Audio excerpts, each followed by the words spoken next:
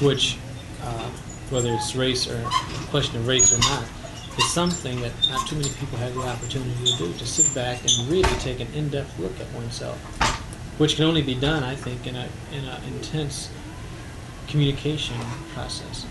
But did you see where we're looking to somebody the other day said that mass psychoanalysis of white America can seem to be too practical,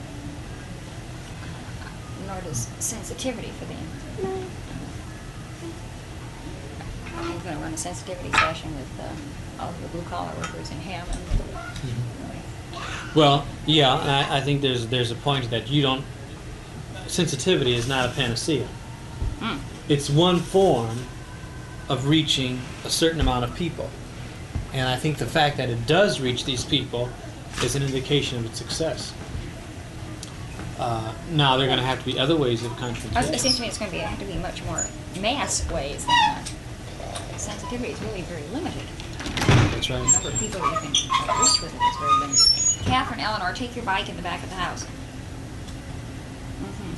Mm-hmm. Please. Did they discuss sensitivity out of the conference? Sensitivity was a recommendation.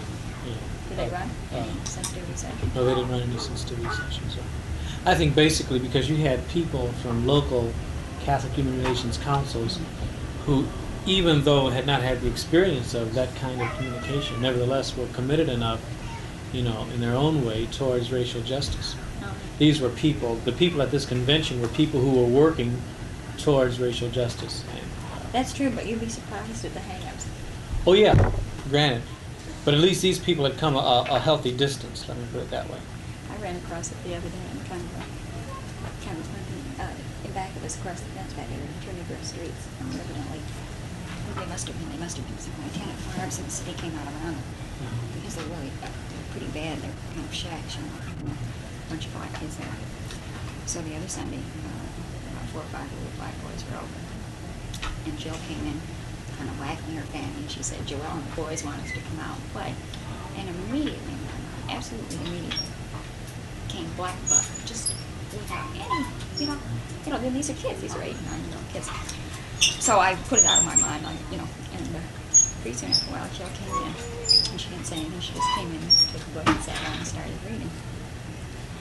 And then Lanny Osborne came down, and she said, "Do you know what Jill and those boys were doing?" I said, "No, what?" And she said, "They were taking off Jill's pants." And just now that's really a hang-up.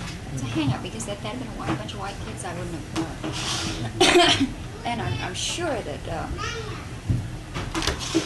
people in human relations councils probably use sensitivity as much as the most adamant race. Right. Yeah. There's no doubt about it. I'm sure it's submerged, but it's yes, but it's there. Mm-hmm. But I think the thing is, and to get back to the original idea, in sensitivity they can come to grips with this, whereas in the ordinary dialogue discussion thing they will not. Mm-hmm. Because those sessions will be too polite. Yes, right. Sure. To really hit those problems. Sure.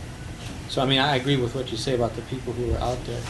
I mean, I think it would have been a good thing, but to have a sensitivity at the NCCIJ convention would have been thoroughly impractical. Mm-hmm. Because sensitivity presumes that you just pull apart with a small group of people and you consistently go from fighting. I see we had about 600. Do you have any idea how many times human relations comes? It's a hard thing because there are a lot on paper, but few active, and this is a big problem in CCIG now, is what to do with the dying councils. And one reason that the councils are dying is, first of all, people are realizing that to confront the whole problem of racism, right, we're to stop it.